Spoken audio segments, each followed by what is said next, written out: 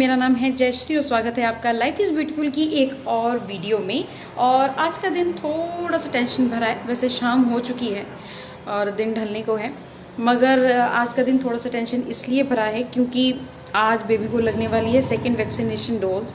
और आपको पता होगा कि जो फर्स्ट 3 डोजेज़ होती हैं, फर्स्ट 3.5 मंथ्स में जो लग जाती हैं, उसमें बच्चे के दोनों थाइज़ में इंजेक्शन लगते हैं, यानी डबल इंजेक्शन, वो भी इतने छोटे बच्चे के। तो अगर आप भी मदर या फादर हैं तो आप जानते होंगे कि कितना बुरा लगता है जब आपके बच्चे के साथ ये सब होने वाला हो। मैं काफ़ी दिन से इसके लिए प्रिपरेशन कर रही हूँ। फर्स्ट डोज़ के टाइम पे मैं बहुत डरी थी, लेकिन हमारी बेबी जो है बहुत ज़्यादा ब्रेव है और वो बहुत हिम्मत रखती है और वो तैयार भी है। उसे नहीं पता है कि उसके साथ क्या होने वाला है। लेट्स होप कि आज भी वो हिम्मत रखे और उसको पेन काफ़ी कम हो। और बाकी जी की जो डिटेल्स हैं वो मैं आपसे आके शेयर करूँगी। सो फटाफट चलते हैं। सबसे पहले आपको मैं बेबी दिखा देती हूँ। ये है बेबी, फुली रेडी हो चुकी हैं जाने के लिए। पहले इनको यहाँ पे कंबल पहनाया है, इसमें से बाजू निकाला है और उसके ऊपर बाजू को ढकने के लिए एक और कंबल है। तो ये फुली रेडी है। टोपी इसकी ठीक कर देती हूँ मैं। ठीक है, आज मच्छर ने काट लिया, लेकिन फिर भी बेबी बहुत क्यूट लग रही है। तो चलिए फटाफट चलते हैं।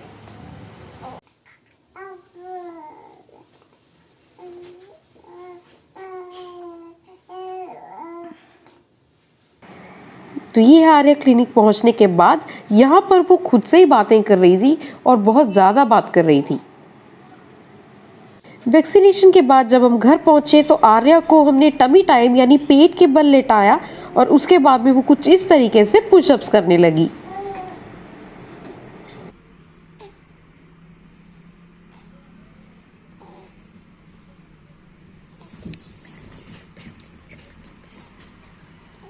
तो बेबी को हमने वैक्सीन तो लगवा लिया था, डीपीटी और टिटनेस का वैक्सीन था। 2 इंजेक्शन लगे थे बेबी को थाइज़ में और वो बहुत ही पेनफुल थे, बहुत रोई वो। खैर उसके बारे में भी बात करेंगे। रोटा वायरस की ओरल वैक्सीन जो उसको दी गई, ओरल दवाई, वो भी उसके बारे में भी बात करेंगे। लेकिन उससे पहले ये वीडियो शूट करने में मुझे 2 से 3 दिन क्यों लग गए, पहले उसके बारे में बात करते हैं।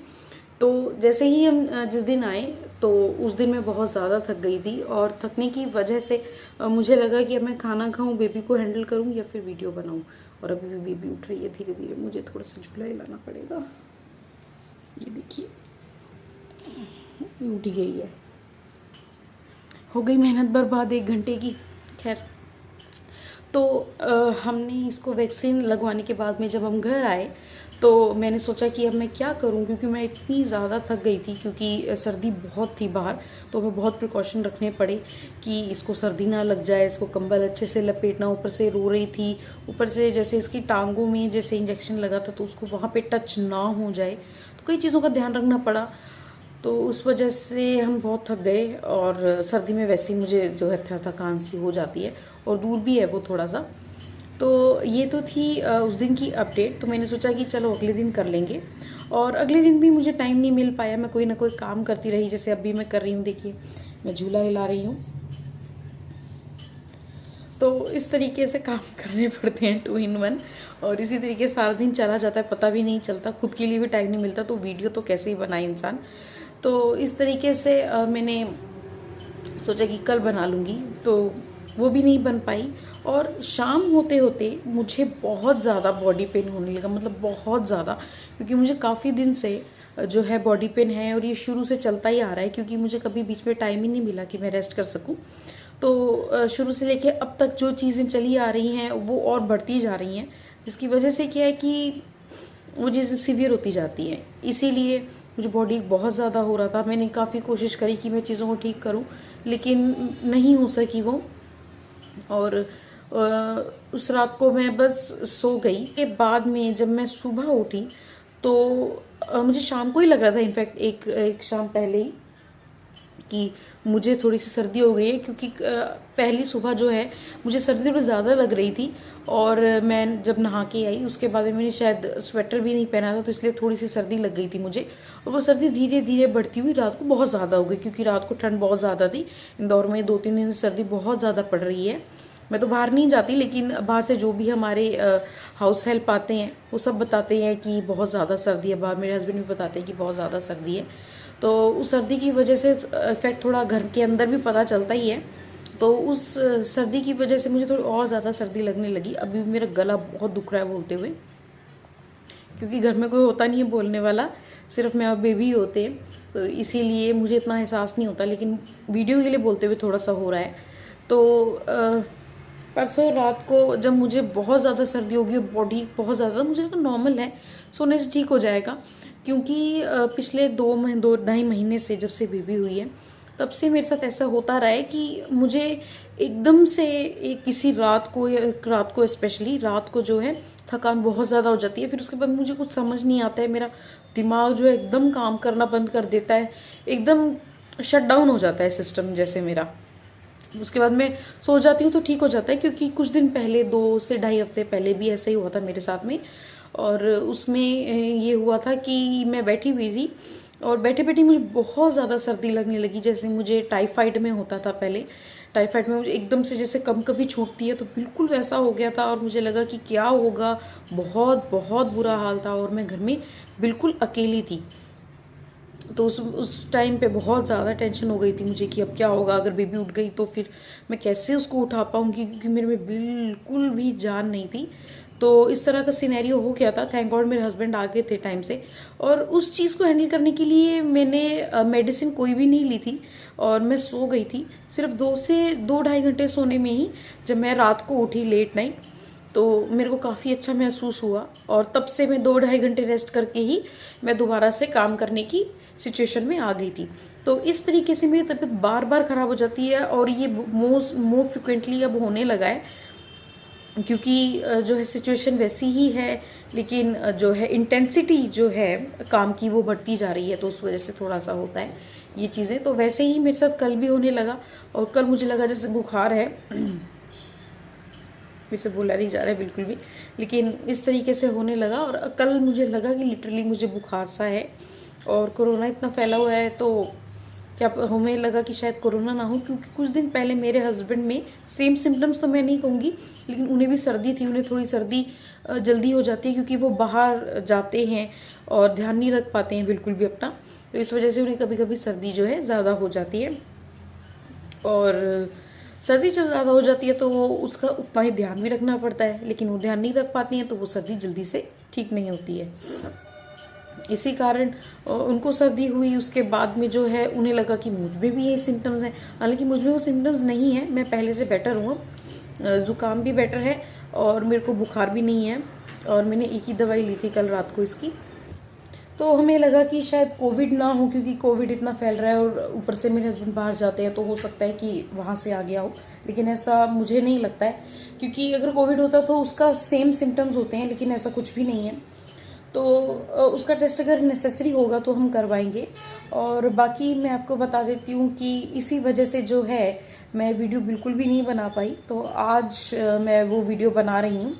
तो जब हम बेबी को वहाँ वैक्सीन लगवाने गए तो उसका मूड बहुत ही अच्छा था, और वहाँ पे वो अपने पापा से बहुत बातें कर रही थी। इनफैक्ट डॉक्टर भी कह रही थी कि वो जो है अपने पापा को लंबी लंबी स्टोरी सुना रही है, और उन्हें भी गिल्ट था, थोड़ा थोड़ा महसूस हो रहा था कि इतना अच्छा मूड है बेबी का, और वो उसको जो है ख़राब कर देंगी, बच्चे को रुला देंगी।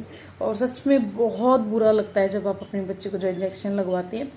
कई दिन पहले ही मुझे तो टेंशन होने लग जाती है कि अरे कैसे लगवाएंगे वैक्सीन, कैसे लगवाएंगे, क्योंकि जब मेरा एक ब्रदर है, और जब वो छोटा था तो उसको निमोनिया हो गया था, तो दिन में उसको 2 इंजेक्शन लगते थे।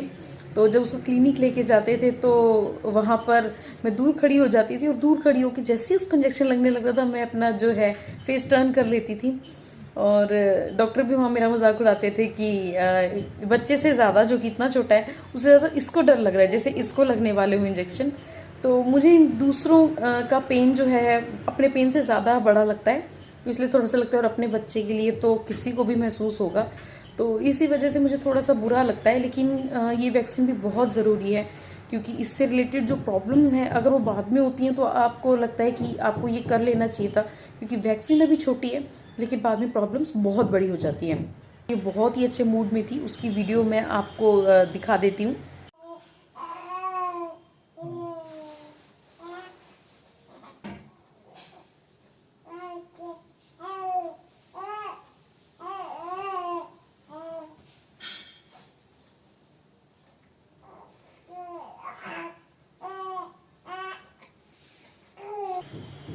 तो ये देखिए किस तरीके से ये खेल रही थी वहाँ पर।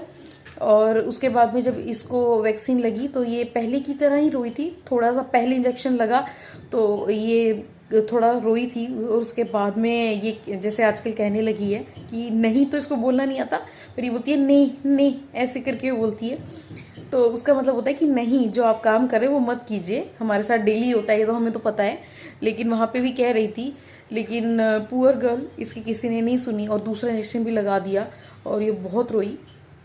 उसके बाद में मैंने इसको हैंडल किया, थोड़ा सा फीड कराया तो चुप हो गई। शायद ये भूखी थी, इस वजह से थोड़ा सा इसको ज़्यादा रोना आया, लेकिन ये फिर भी बहुत ब्रेव है और जो अपनी प्रॉब्लम्स हैं वो इजीली हैंडल कर लेती है। इसके पापा भी इंजेक्शन से बिल्कुल नहीं डरते, तो शायद इसमें भी वही हिम्मत आई।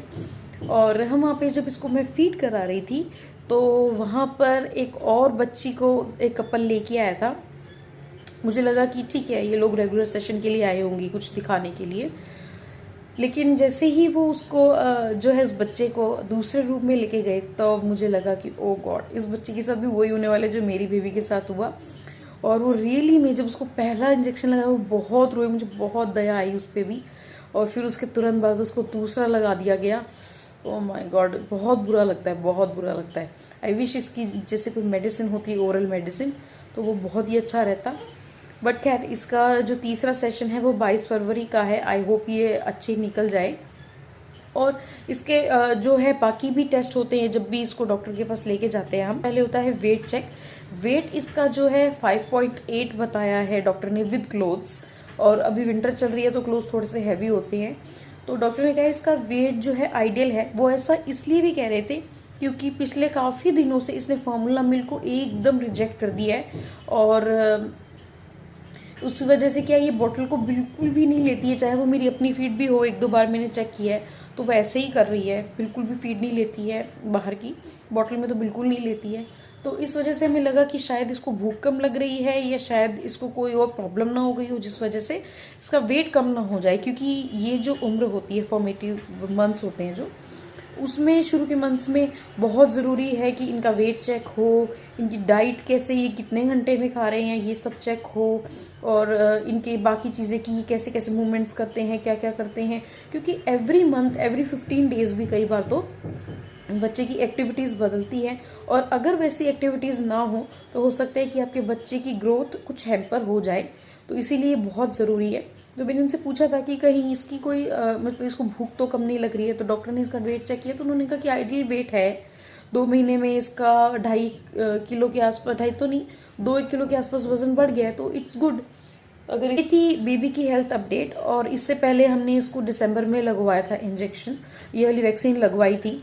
और डॉक्टर ने ये बताया कि अभी तो ये चीज़ें थोड़ी इजी है और अभी बच्चों को बुखार वगैरह नहीं आता है, क्योंकि मैंने तो पेनलेस लगवाया था इसके।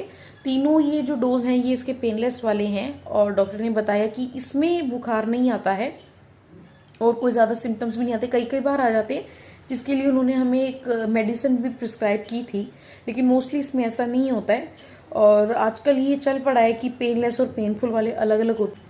बाकी हमारे तो पेनफुल वाले ही लगे हुए हैं, और पेनफुल वाले में दर्द थोड़ा ज़्यादा होता है। मैंने भी यही सुना है कि पेनफुल वाले ही होते हैं। लेकिन जब इसकी वैक्सीनेशन कराने की बारी आई तो हमने थोड़ा रिसर्च किया, और डॉक्टर ने भी हमें ऑप्शन दिया कि आप पेनलेस वाले लगवाना चाहते हैं या पेनफुल वाले।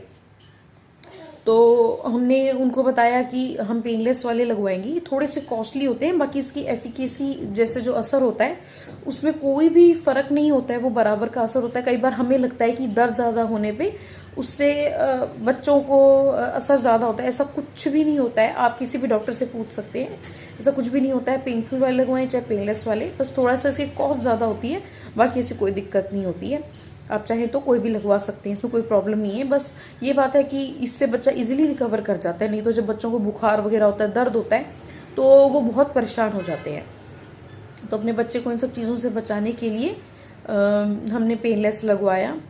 और डॉक्टर ने ये भी बताया कि यही 3 डोज हैं जो पेनलेस वाले हैं, आगे वाले सब पेनफुल होंगे। तो हो सकता है कि उसमें बुखार आए, बच्चा बहुत ज़्यादा रोए, वो बहुत परेशान हो। इन सब चीज़ों के लिए तैयार खुद को रखना थोड़ा सा मुश्किल हो जाएगा। बट लेट्स सी आगे की जर्नी कैसी जाती है।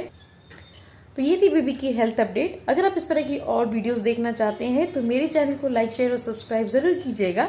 देखते रहिए, लाइफ इज़ ब्यूटीफुल।